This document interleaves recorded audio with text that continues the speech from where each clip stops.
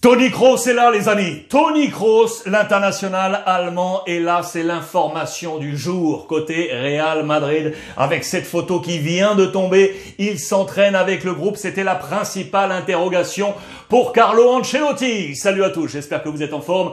Où que vous soyez, on n'a pas bougé. On est toujours dans mon petit bureau pour ce point média. 2 modules aujourd'hui au programme, je vous le rappelle.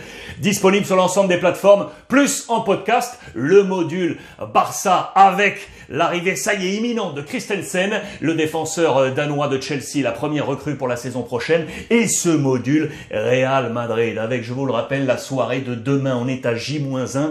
Demain, ça va être une soirée spéciale. Regardez, ensemble, de 19h à minuit, quasiment non-stop. Une toute petite respiration. 19h, 20h, l'avant-match ensemble sur Brut Live en mode libre antenne comme d'habitude. On en parlera dès ce soir d'ailleurs. Une demi-heure là pour se restaurer quelque peu. Et puis 20h30, 23h, le match en commentaire sur Twitch. En commentaire sur Twitch, oui, demain à partir de 20h30. Et puis dans la continuité, 23h minuit, on revient sur Brut Live pour le débrief complet. 19h minuit, demain on va se régaler. Je vous rappelle que d'ailleurs, 2 maillots du Real Madrid seront à gagner. Je vous en parlerai ce soir du règlement. C'est très simple, c'est gratuit et c'est juste pour vous. 2 maillots du Real Madrid. L'information également, elle est pour Toni Kroos, c'est vrai, mais l'information Paris Saint-Germain, elle est là. On a eu peur pour Kylian Mbappé. Qu'allait-il se passer avec cette semelle-là d'Idrissa Gueye forte sur le pied gauche de Kylian Mbappé? Ça a fait, vous vous en doutez, la une de toute la presse espagnole. Mbappé arrivera touché dans l'enfer de Bernabeu. J'adore, on dirait un péplum. À la une de Marca et à la une de As, on était inquiets, on était comme ça, attentifs avec cette scénographie de ce coup-là, touché sur Kylian Mbappé. Regardez au passage, je vous fais de nouveau cette parenthèse. As en couleur violet pour célébrer la journée internationale de la femme. L'ensemble de la presse internationale a eu ce geste, bien entendu, très attentif pour saluer les femmes. Kylian Mbappé a tiré le signal d'alarme, en tout cas a fait tirer le signal d'alarme de toutes les rédactions. On a eu peur. Donc ça c'est dans les colonnes de As. Vous le voyez, on était très attentifs avec cette photo prise comme ça, avec cette grimace. Tout va bien les amis, tout va bien, on l'a vu. Il a été annoncé ce matin dans le groupe du Paris Saint-Germain. Il avait fait le voyage, les derniers tests étaient là pour voir s'il posait bien le pied. Tout va bien, il avait passé des examens, vous le savez, ce lundi, juste après ce coup reçu du côté de l'hôpital américain de Neuilly-sur-Seine. Les premiers examens étaient bons, voyage effectué. Deuxième examen du côté de Madrid. C'est bon, Kylian devrait être là sans problème, à moins qu'il se passe quelque chose dans les prochaines heures jusqu'à ce match de demain. Mais les nouvelles sont bien entendu rassurantes pour le numéro 7 du Paris Saint-Germain. C'est vraiment la grosse affaire à suivre. Ce qui est sûr, c'est qu'il ne voulait pas manquer. Il ne veut pas manquer ce rendez-vous. On se souvient encore qu'il avait manqué en mai dernier le match retour face à Manchester City. Il faut pas que ça arrive 2 fois pour le Paris Saint-Germain et Kylian Mbappé. Mbappé ne veut pas perdre ce match. C'est dans les colonnes page intérieure, vous le voyez, du quotidien Marca, toujours avec cette photo de ce choc à l'entraînement avec Idrissa Gueye. Il veut arriver, il veut venir là à Bernabeu qui réserve un accueil fantastique des grands soirs. Vous savez que Bernabeu est en plein travaux. On a fait le maximum pour que le max de public puisse venir. On nous parle de 66 000 personnes. Un peu moins, 62 000, pardon. 62 000 personnes annoncées demain soir à Madrid pour la réception du Paris Saint-Germain. Plus de peur que de mal, vous l'aurez compris, c'est dans les colonnes également de l'équipe ce matin, victime d'un coup sur le pied hier matin. Kylian Mbappé a interrompu sa séance, je vous l'ai dit, mais il devrait être en capacité de jouer demain sous la plume de Damien Degord. Tout va bien pour Kylian Mbappé. Messi, lui, vous le savez, adore Santiago Bernabéu, adore cette rivalité avec le Real Madrid. Il est attendu comme le Messi, c'est à la une du quotidien l'équipe aujourd'hui. Double page intérieure, vous le voyez, pour revenir sur ses exploits sous le maillot du Barça. Lorsqu'il est venu du côté de Bernabéu, il n'a plus marqué depuis décembre 2017. C'est tout de même une date, décembre 2017. Ça commence à remonter. On revient justement sur ses derniers exploits. 5 chefs-d'œuvre à Bernabéu. 2005, c'était son premier match. 2009, son premier but. 2011, doublé en Ligue des Champions. 2014, triplé face au Real Madrid à Madrid. Et puis 2017, 23 avril 2017, cette célébration culte où il avait enlevé son maillot brandi comme ça, souvenez-vous, devant le public. Il n'a plus marqué depuis 2017, mais ses chefs-d'œuvre sont là. On attend de voir une nouvelle vignette inscrite avec le maillot du Paris Saint-Germain. Bien évidemment, pour les supporters du PSG. On va retrouver à distance cette lutte entre deux copains, avec d'un côté Karim Benzema et de l'autre Kylian Mbappé, cette photo sous le maillot de l'équipe de France. Et on nous parle, avec François Verdonnet, du débit, même hors connexion. En un an, Karim Benzema et Kylian Mbappé ont affiché leur complémentarité, mais ont posé un voile de discrétion sur leur entente, le temps du choc entre Paris et le Real Madrid, que le Parisien n'a failli disputer qu'à moitié. On revient sur ce coup. Et là, on nous évoque qu'effectivement, depuis qu'il y a eu ce tirage et le fait que les deux équipes se rencontrent, les deux copains de l'équipe de France ont choisi de ne pas communiquer justement sur leur entente, avec en tête bien évidemment également le possible futur transfert de Mbappé du côté de Madrid.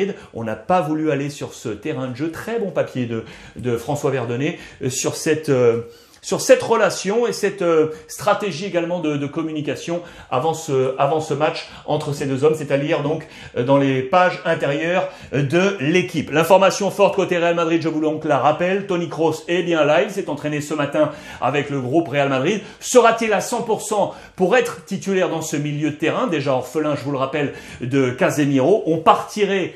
Si Kroos n'est pas là, on partirait sur ce milieu avec Modric, Camavinga et Valverde à suivre. Normalement, Kroos pourrait être là. Ça ferait Modric, Kroos et une place, soit Valverde, soit Camavinga, à suivre sur ce milieu de terrain. C'est la grande interrogation côté Carlo Ancelotti. On s'interroge également sur le rendu de Vinicius. Il est un peu moins bon en ce moment. C'est assez logique pour des joueurs comme ça qui vont au duel au 1 contre 1. On peut pas être au top toute l'année quand on est un homme de dribble et de 1-1. Surtout que les adversaires commencent à vous connaître. Donc parfois on est un peu moins bon. Et ça fait un petit moment qu'il pioche un petit peu. Vinicius, on l'attend dans ce grand match face au Paris Saint-Germain, bien évidemment. L'arbitre de ce match sera Monsieur Makélélé. J'imagine que vous vous en souvenez, notamment durant l'Euro, il avait sifflé ce fameux penalty absolument incroyable à Sterling contre le Danemark. Et puis on se rappelle peut-être un peu plus de ce but refusé à Cristiano Ronaldo. Vous vous souvenez, avec ce but qui avait franchi pourtant largement la ligne. Cristiano hyper énervé, qui avait jeté son brassard, absolument tout à la fin de ce match. C'est Monsieur Makélélé et qui va arbitrer cette grande rencontre au sein de ce vaisseau spatial qui est le futur Santiago Bernabéu. Pas encore dans cette tenue de gala, mais très bientôt, nouveau visage de Bernabéu, un papier économique sur l'enceinte du Real Madrid. Celui qui ne sera pas là, entre guillemets, c'est lui, Sergio Ramos, l'ancien du Real Madrid.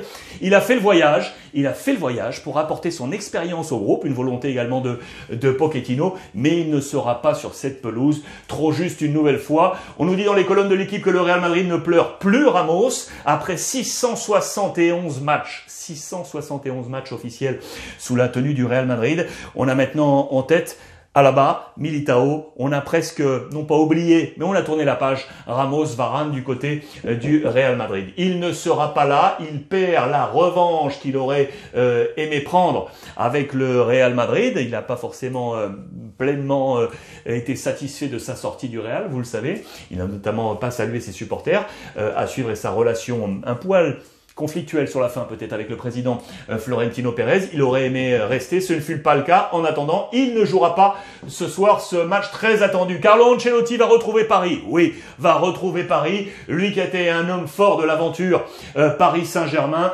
17 mois à la tête du PSG. Il avait arraché, vous le savez, cette Ligue 1 qui était attendue depuis 19 ans.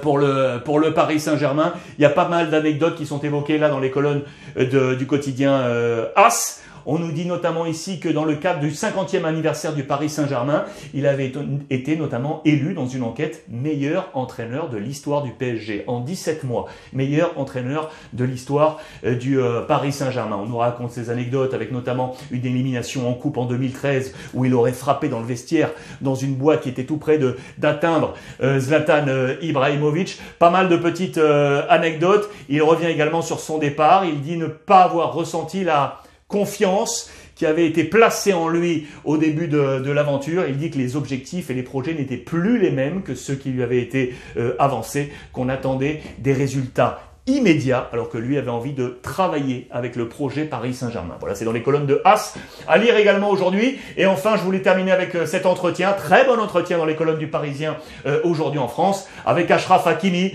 qui a peut-être un peu le cœur partagé. Il le dit lui-même, quand je suis au Maroc, je suis marocain. Quand je suis en Espagne, je suis espagnol. Quand je suis en France, je suis français. Lui, l'ancien du Real Madrid, l'international marocain qui a connu des expériences incroyables avec l'Inter, avec le Real, des coachs de partout, du Conte, du Zizou, du Pochettino. Aujourd'hui, il nous parle de ses aventures, il nous parle de sa relation avec Kylian Mbappé. On aime profiter de la vie ensemble. Il nous parle de sa connexion avec Messi. Il faut attendre. Ça fait que 6 mois qu'on travaille ensemble sur ce flanc droit, notamment quand Messi se déporte sur le côté droit. Il faut attendre. Ça va marcher. Cette connexion va marcher. Très bon entretien avec Achraf Hakimi, attendu ce soir dans son ancienne maison au Real Madrid, les amis. Voilà pour ce module madrilène. À J-1, je vous rappelle, demain, soirée spéciale, 19h, minuit. 19h, minuit, Brut Live, Twitch, Brut Live. Brut Live, c'est dès ce soir à 19h. On s'en souvient en mode visioconférence. Passez une bonne après-midi, les amis. Je vous attends avec le hashtag Remis Club un peu partout sur les réseaux sociaux. Et n'oubliez pas, comme tous les jours, profitez des vôtres. Je vous embrasse.